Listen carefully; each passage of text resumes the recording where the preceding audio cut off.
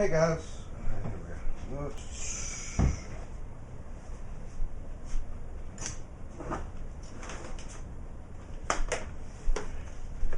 Come over here and take a look at this.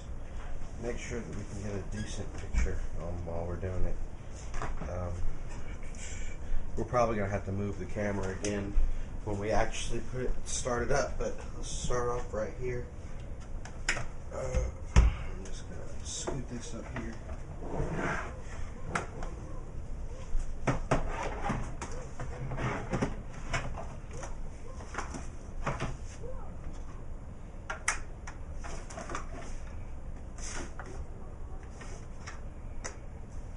Got it?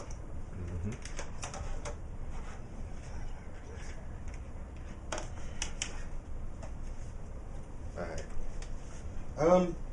Basically what I'm going to show you guys how to do today is how to hook up any of the Rock Band 3 Pro mode instruments up to the iPad using IMS, the synthesizer app by Korg from the iPad.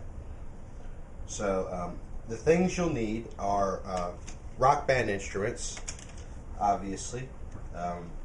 You'll need a powered USB hub and its adapter.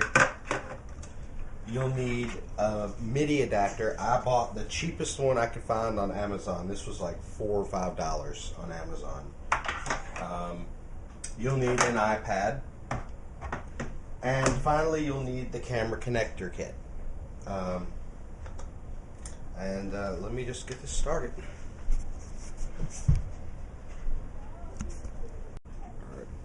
Okay, so we've plugged up our powered hub to the wall.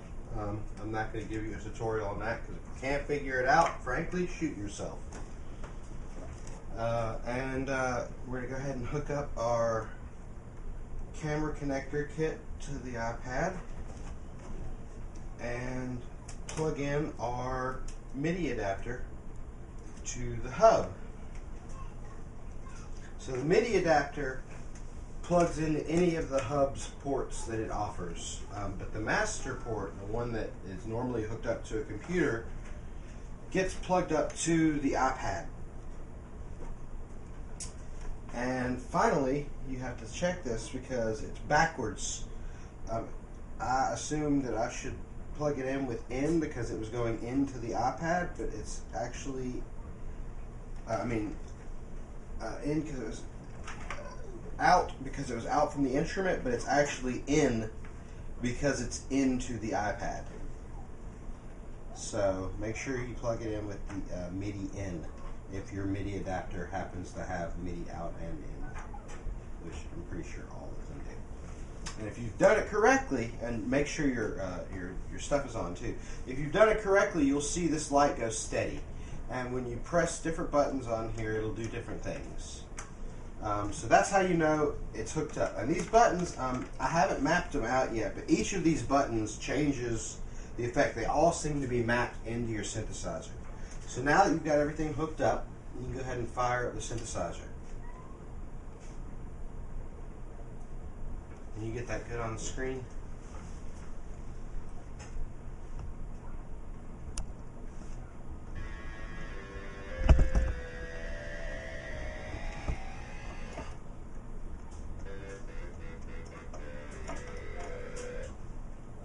So that's how you hook it up.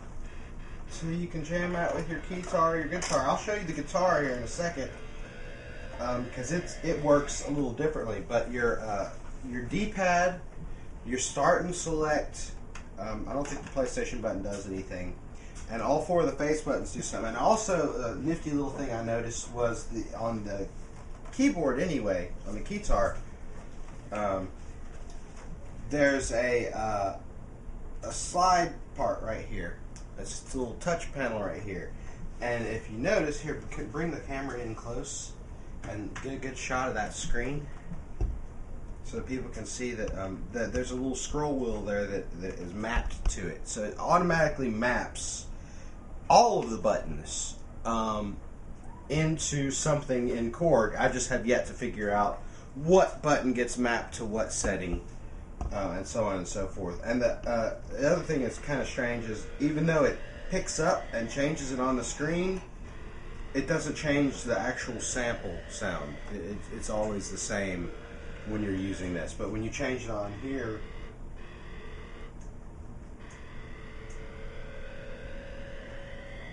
it's a little different.